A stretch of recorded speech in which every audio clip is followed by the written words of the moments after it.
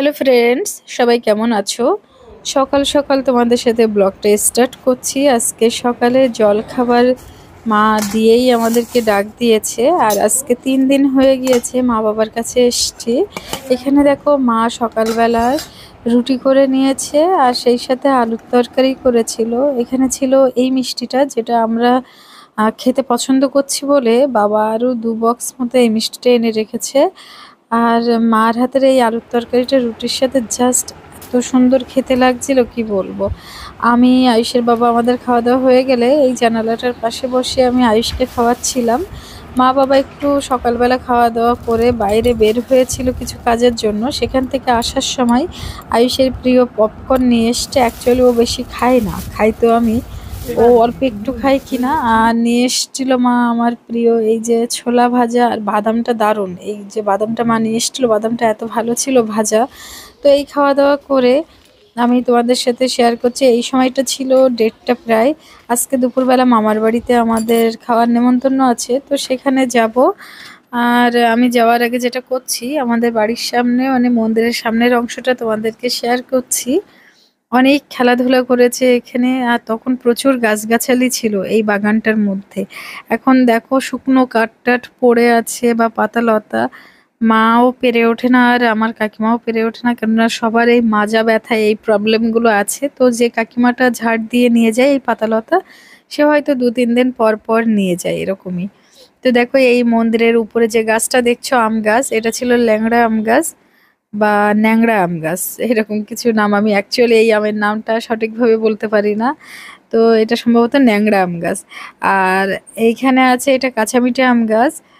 আর এর পাশে আছে এটা লতা আম গাছ। দারুণ আম, তিন টাইপের আম, তিনটেই দারুণ খেতে। আরও একটা আম আছে লেফট সাইডে, যেটা আষাঢ় মাসের পরে মানে ভাদ্র মাসে গিয়ে পাকে।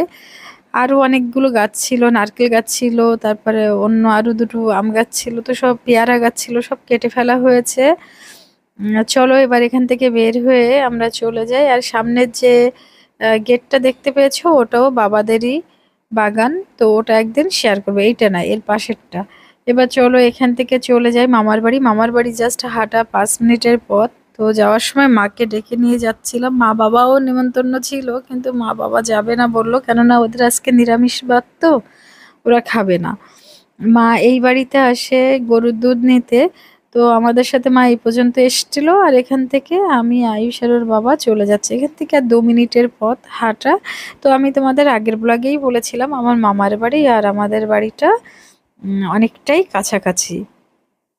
ওই যে মা চলে গিয়েছে আর আমরাও চলে যাচ্ছি। এইটাই কাকিমাদের গোয়াল ঘর। এই কাকিমাদের অনেকগুলো গরু আছে।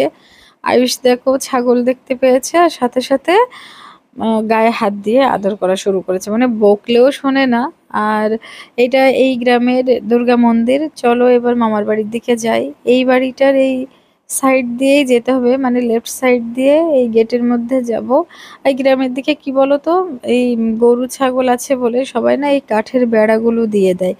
আর আরেকটা জিনিস, এই গ্রামে এখানে প্রায় না সবার পুকুর আছে, মানে মোটামুটি সবারই পুকুর আছে বাড়ির সামনে। এই যে দেখো এই পুকুরটা মানে নতুন কেটেছে, এই জন্য মাটি এইভাবে পড়ে আছে।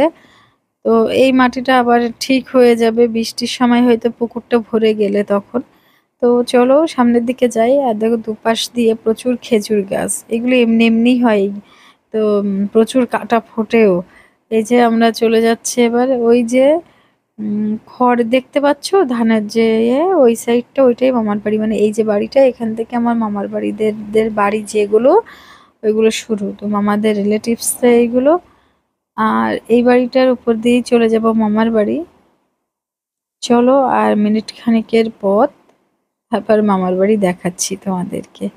আয়েশ একটা এই সাইডটা মনে হয় হাঁস মুরগি কিছু দেখেছে, ওই জন্য চলে গিয়েছে দেখতে।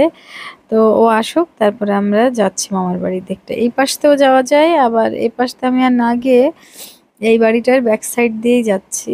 আর এই যে বাড়িটা, এইগুলো সব দাদু দিদিমা, এরা আমাদের সম্পর্কের। তো সবার সাথে কথা বলতে বলতেই যাচ্ছিলাম, ভয়েস ওভার দেই বলেই অরিজিনাল যে ভয়েসগুলো তোমাদের শোনা হয় না।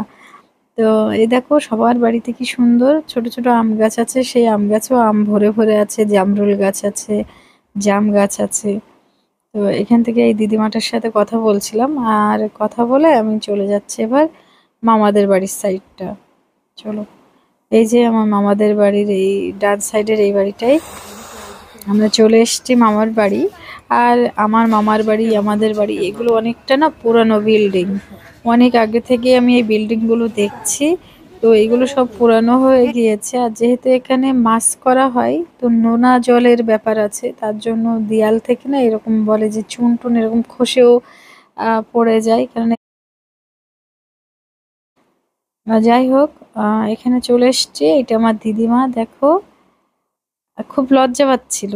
তা আমি বললাম যে তুমি তোমার মেয়ের সম্পর্কে কিছু বলে যাও, যেটা তুমি মরে যাওয়ার পরেও থাকবে, আর সেইটা আমার মা মাসি সবাইরা দেখবে।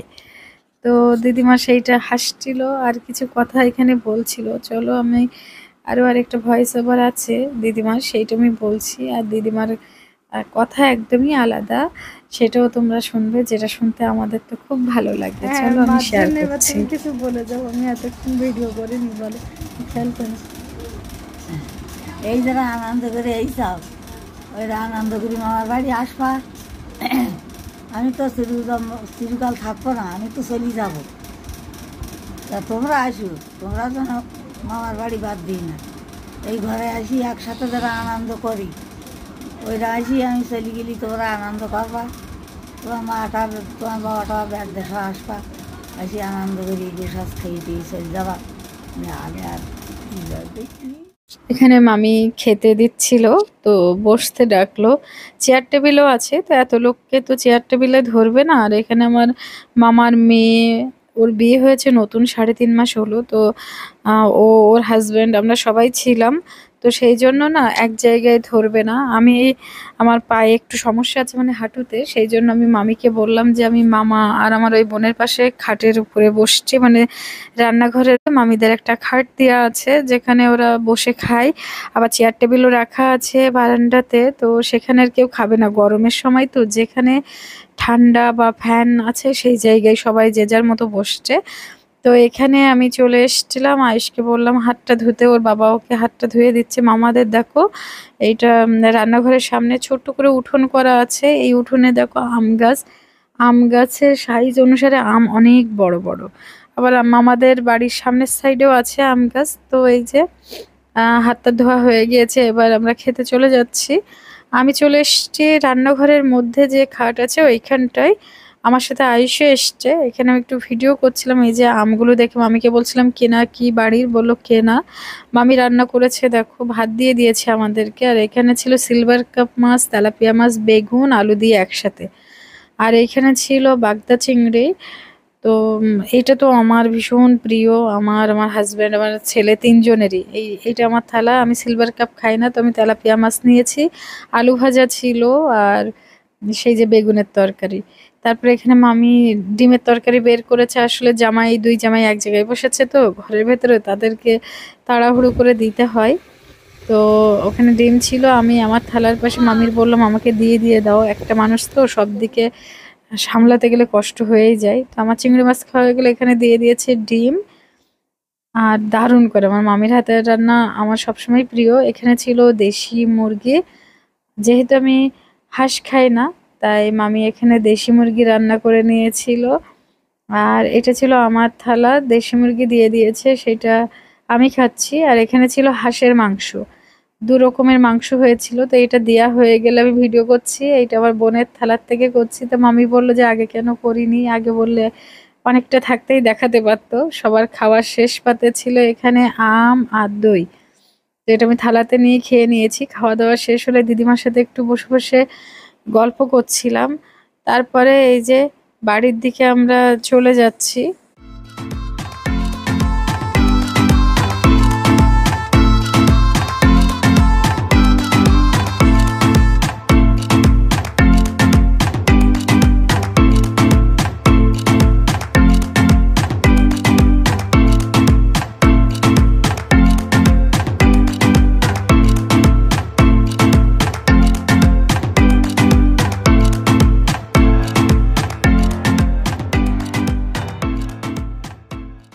আমার বাড়ি থেকে খেয়ে এসে বাড়িতে না গিয়ে এই পুকুরের সাইডে দাঁড়িয়েছিলাম, কেননা এখানে ভালো হাওয়া লাগছিল আর সবাই মিলে গল্প করছিলাম। তারপরে কিছুক্ষণ পরে সবাই বাড়িতে ফিরে যাচ্ছি।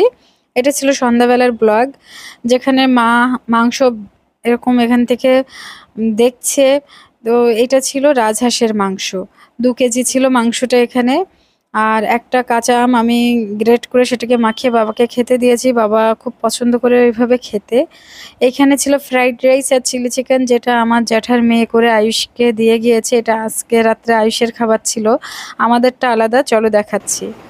এখানে মাকে বলেছিলাম বেগুন ভাজা করতে, তার সাথে হাঁসের ডিম সেদ্ধ করে হালকা ভেজে দিতে। তাছাড়া অন্য তরকারিও ছিল, মা বাবা ছিল নিরামিষ তরকারি। আর আমাদের শেষ পাতে ছিল গাছ পাকা হিমসাগর আম, আর তার সাথে ছিল মিষ্টি।